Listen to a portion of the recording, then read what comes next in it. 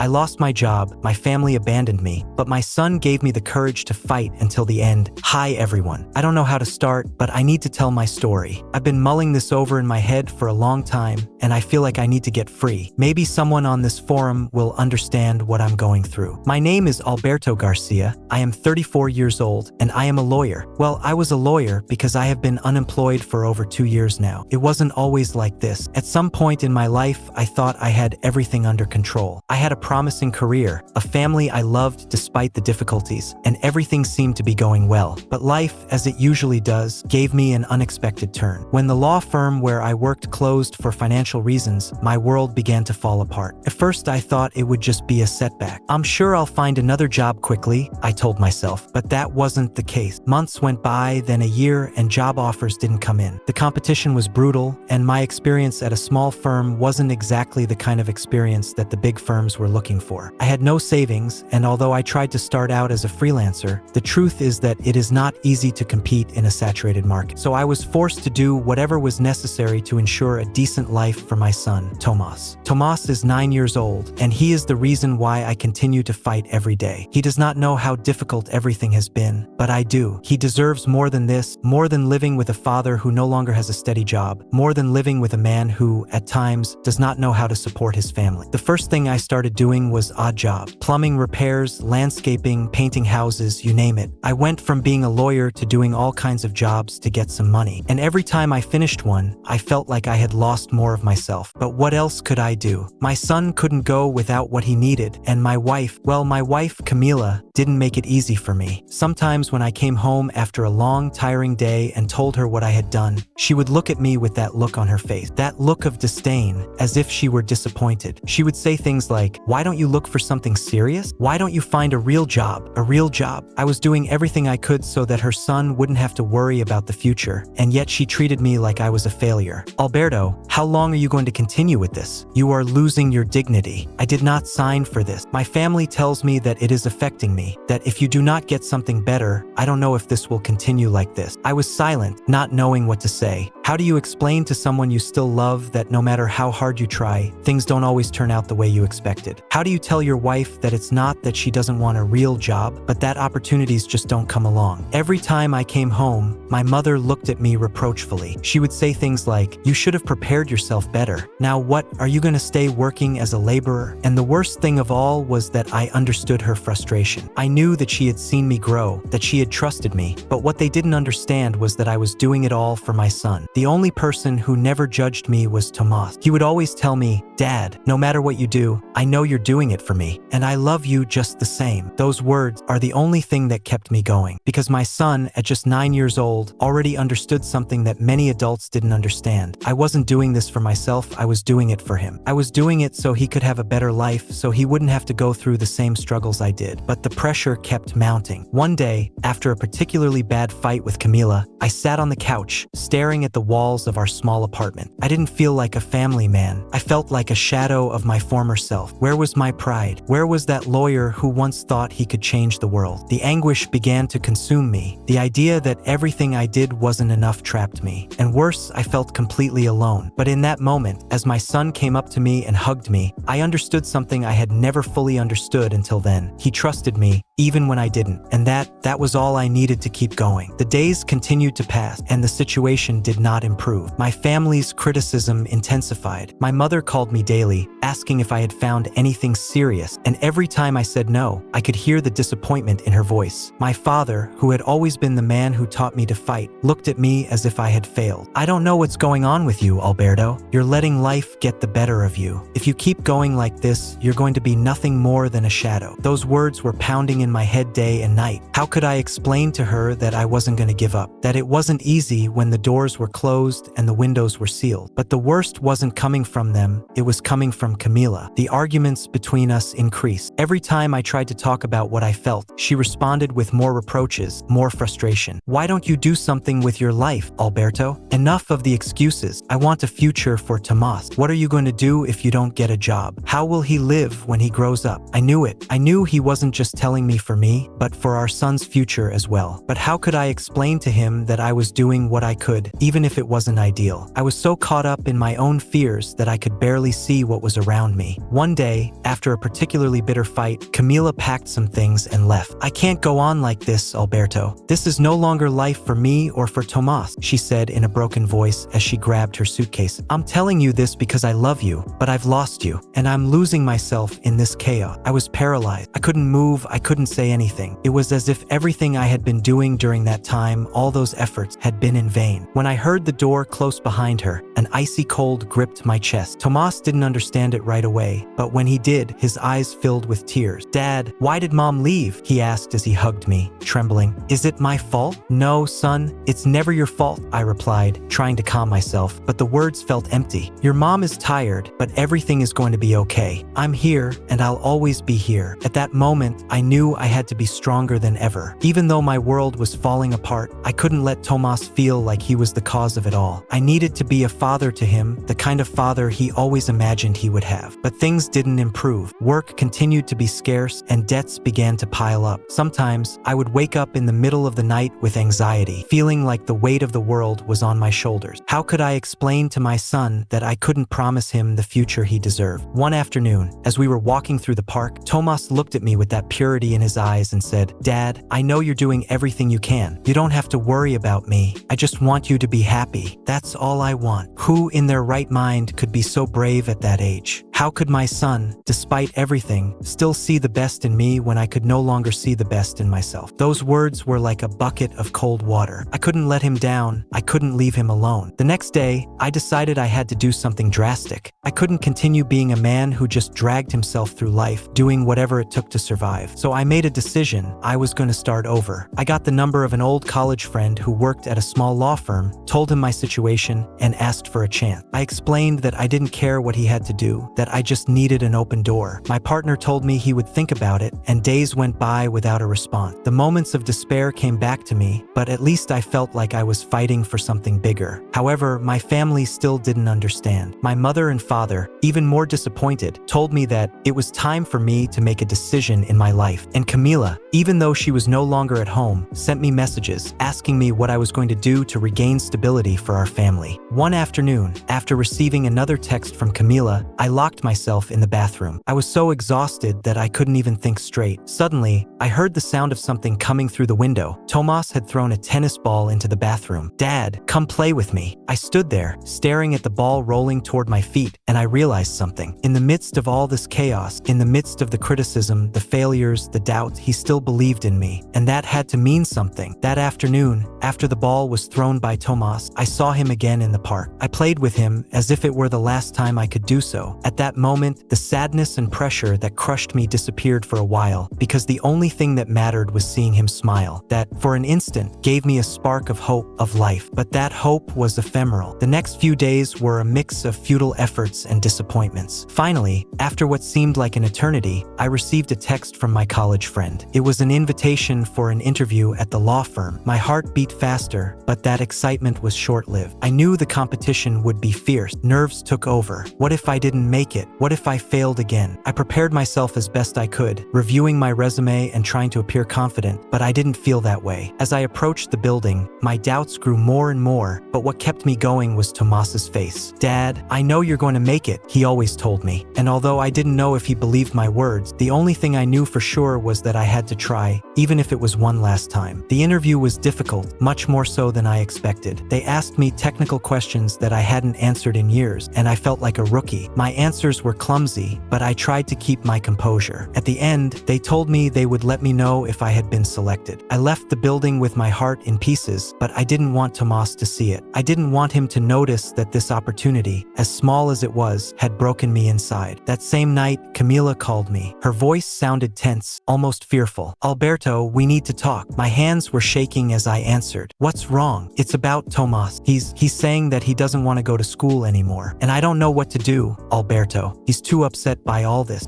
I don't know if I can carry on with this alone, and I don't know if I want Tomas to continue living in this uncertainty. My legs buckled at that moment. Hearing her say those words, hearing that my son, the same boy who had given me strength just a few days ago, was suffering like that, devastated me. Was I to blame for all of this? Was I failing him so much that my son no longer wanted to move on with his normal life? What kind of father am I? Camila, please don't do this. I'm doing everything I can. Don't leave me alone in this. Tomas needs me more than ever, and I just want to do it right. I need a little more time, please. Time? I don't know how much longer we can wait, Alberto. I'm exhausted, and so is Tomas. Maybe it's time we understood. This isn't working. He hung up without giving me a chance to say anything else. I stared at the phone, feeling like a part of me was falling apart. How did I get to this point? How did I get to be so weak? How could I be a father if I couldn't even maintain a home? That night, I couldn't sleep. I thought about Camila's words, about Tomas's tears, and I felt more lost than ever. But despite all the pain, there was something inside me that kept fighting. I didn't know how or how hard, but I couldn't let everything fall apart. I couldn't let my fears and failures ruin everything. The next day, I woke up with a clear purpose. I would do everything possible to give my best, to give Tomas what he needed. I didn't know how I would achieve it, but I couldn't stay still. So I decided that I was going to look for something else, something that would get me out of this spiral. I looked for more temporary jobs. I contacted old colleagues. I asked for help on forums. It was one day after another, without rest, without knowing if I would really find something that would save me from this abyss. And then, just when I thought all was lost, something unexpected happened. One morning, as I was sitting in a cafe looking through some advertisements, a man approached me. He was a lawyer from a mid-sized firm, and he recognized me. He told me about an opening for an important case, something that needed my experience. I couldn't believe it. I was faced with an opportunity that I couldn't pass up. I accepted the offer immediately. I was nervous, but I knew that this time it had to be different. I had to be stronger. Tomas needed to know that his father, even though he was down, was still getting up. But when I got home and told Tomas, I saw something in his eyes that I will never forget. It wasn't surprise or joy. It was hope. He, at just 9 years old, already knew that life isn't always fair. But he also understood that no matter how many times you fall, the important thing is to get up. And that lesson, although painful, was the one he had been teaching me all along. The opportunity that had come into my life was the only thing that kept me going. For weeks, I threw myself into my work with more intensity than ever. Every day was a new challenge, a new battle to prove that, even though I was a man who came from nothing, I had something to offer. But problems continued to lurk, even with this new job. One of the most unexpected twists came when I discovered that the law firm I was working for was not as benevolent as I had been led to believe. It was more of a stepping stone for more experienced lawyers to shine, and I, having just entered the system, was just a tool in their hand. The tasks they assigned me were not exactly what I had dreamed of when I was in law school. Instead of representing people or taking on big cases, I spent my days in a tiny office, doing paperwork, reviewing documents, and running around to keep cases from falling through. I felt like a slave to my own dream. One day, after a particularly hectic week, I ran into a colleague from the firm in the parking lot. He was nervous, seemed to be hiding something, but greeted me with a fake smile. Alberto, you have to be careful. This place is not what it seems, he said quietly. The cases we're handling, some of them are dark. Not everything that glitters is gold, and if you're not careful, you could end up being the scapegoat for something much bigger. That colleague's words echoed in my mind for days. I knew I had to choose between continuing on this path that was consuming me from within or leaving, as I had done so many times before. But leaving was not an option. My son needed stability, and the stability I had to offer him was not in my hands. I was in a mediocre job that, deep down, was also slowly killing me. The real drama began when my father, always the pragmatist, appeared in my life again. After months of not speaking to each other, he appeared at my door with terrifying news. Alberto, you need to know something. Your mother is very sick. She has been diagnosed with advanced cancer. I don't know how much time she has left. Those words left me frozen. My mother, the woman who had always been there, who had been my pillar, was now fighting something that even she could not control. Fear, despair, and above all, guilt invaded me. How could I be so distracted by my own problems when my mother was on the verge of death? And Tomas, how would I explain to him that, in the midst of all this, we would also have to deal with his grandmother's illness? The hospital visits became daily. My mother was weak, but when she saw me, her eyes would shine, as if she still had hope for something. Despite everything, she kept fighting. The worst thing of all was seeing her so vulnerable, so different from the strong and resilient woman she had always been. But the pressure kept mounting. The law firm, which had already been treating me poorly, became even more demanding. They were asking for faster and faster faster results with fewer resources, and with each case I took on, I felt myself drifting further away from my family. Even Tomas, who had been my biggest support, was beginning to notice that I was no longer giving him the attention he deserved. One evening, after a long day, I came home to find Thomas sitting on the couch, his eyes red and swollen. I knew instantly that something was wrong. "Dad, Mom told me that we can't live with the grandparents anymore. She says there's no room for the three of us, that